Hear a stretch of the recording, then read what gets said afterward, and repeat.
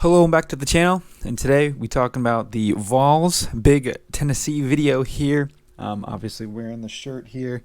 Again, a little biased because my sister goes there, so keep that in mind. But I thought I'd just do the same thing I've been doing the last week here. And I got plenty more videos planned out. I'm going to start recording them a day or two in advance, and we're going to keep going. So shout out Tennessee, Vol Nation. Feels like 98, maybe not this year, but I think they'll get second in the East again. Looking at this here, pretty good transfer portal class. Brought in Dante Thornton from Oregon, McCallahan Casteels from UC Davis, I believe. I think that's what that horse is. Tight end, receiver, by the way, Dante Thornton from Oregon.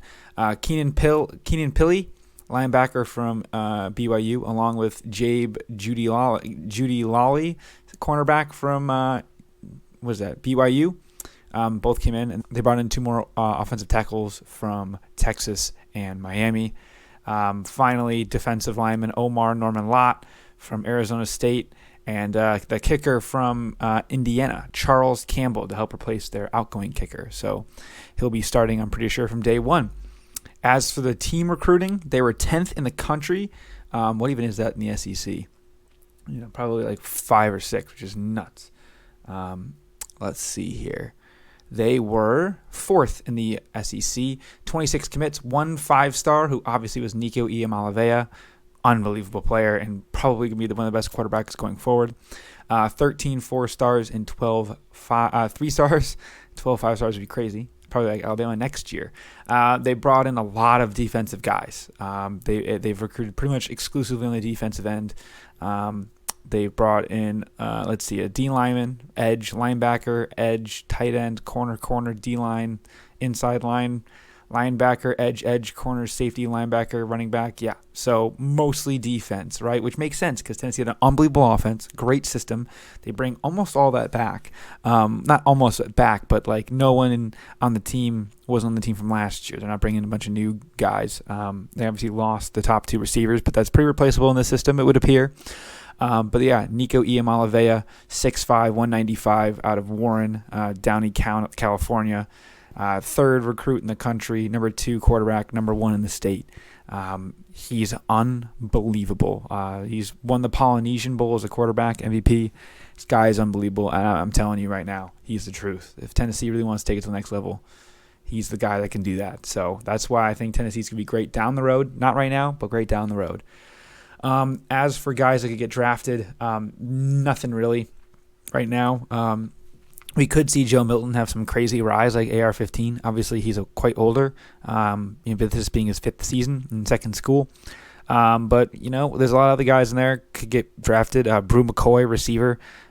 Squirrel White, now he's a sophomore. Some offensive linemen. But overall, they probably bring a lot back. I'm looking here. They can get a lot. This whole offensive line can come back. Their tight end can come back. Quarterback no, he can't.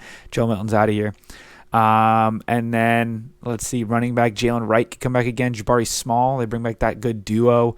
A lot of good pieces all around. I think that Tennessee really is going to be much improved. And when you think about the things that happened last year, they couldn't stop anyone, right? They simply outscored every opponent that they beat. 2 games they didn't win. They were getting stopped a little bit. Obviously, Hooker got hurt. That didn't help, but they were already down when that happened, but obviously did not help at all.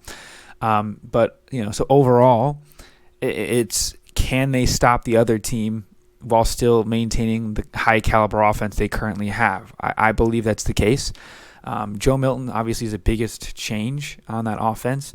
The people like me that are Michigan fans are going to be like, hey, dude, he really was not that good at football when he came into Michigan and left, obviously. Got replaced by Cade McNamara, who got replaced by JJ. So, he really was 3rd string for Michigan the last few seasons. And I don't know, man. He loves to overthrow people. He's got a cannon of an arm, but doesn't know how to use it. He's got a lot of decision-making problems. But counterpoint, if you're someone else, probably like a Tennessee fan, you're going to be like, hey, he's in a way better system. Obviously, Michigan quarterbacks haven't done the best recently in the league. Last one, Chad Henne? Better than every Ohio State quarterback, but we're not trying to do that right now. But you look at it, and it's like, okay, he's in a way better system. His problem is decision-making, and he's in this system. It's almost physically impossible for you to miss some of these guys, how open they normally are. So it's like, okay, you've neutralized the risk of his biggest things. He likes to throw bomb missiles, and with those really quick receivers they have and those long drawn out slants, it works well for him. I mean, we saw in the Vanderbilt game last season when he came in, obviously again as Vanderbilt. It wasn't the rain with Hyatt, just sending it down the field and him just throwing bombs, and it was working, right? They're probably going to lean in the run game a bit more. They have that crazy fast tempo offense, which is great.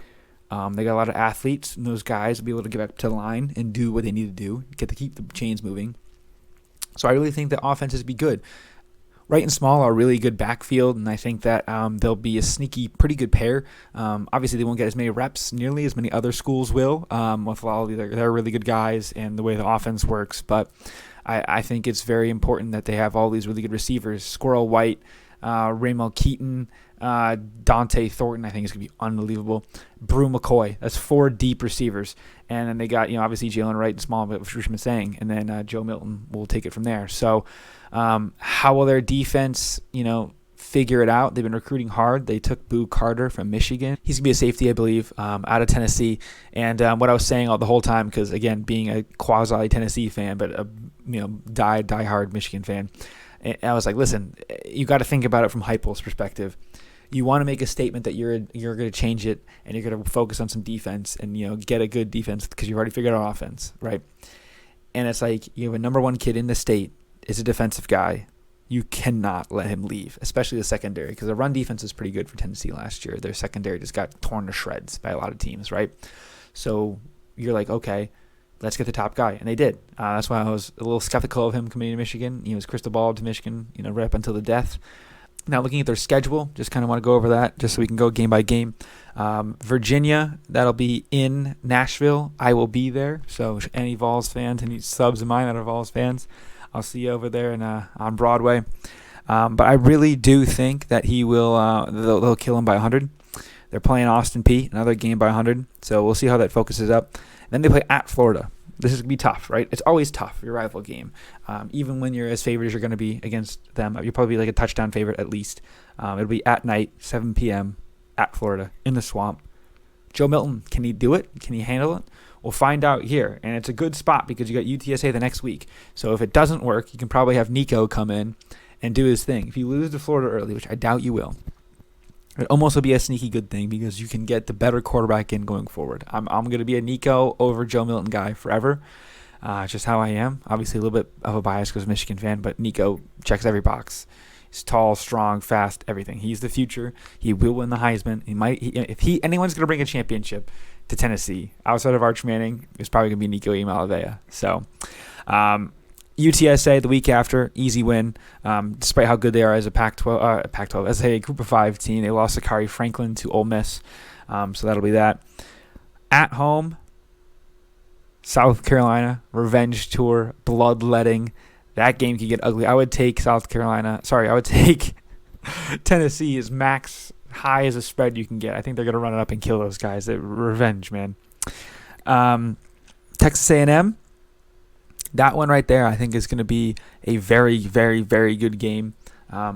Their secondary defense is really good, and that's going to be the biggest test, I think, for Tennessee up to this point. You'll have a small test against Florida, purely because it's a road game, but you're at home. You got the crowd on your side. I think they take advantage of that. That's going to be a really good, measuring stick for both teams. You have the almost contenders in each conference going against each other, and I think that's going to be like, either A&M wins and it's like, whoa, they walked in kneeling and won. Jimbo's figured it out. What's the guy's name? Bobby Petrino was the right hire. And if not, it's like, hey, look, Tennessee, boom, they won. They took care of business against a power opponent in A&M, and they're rolling into Bama at Tuscaloosa this year. Can they go back to back? I doubt it. I think Texas will have a better chance out of the UTs going in there this year, but it's definitely a realm of possibility. I think I would take them against the spread. Florida will give us a good glimpse, but I like that it's in the middle of the season and not early. So obviously it's the third Saturday in October is the name of the rivalry, but I think that is going to be a very important game too. I mean, it's another good measuring stick, right? Then you have at Kentucky, which would be a tricky game, trap game.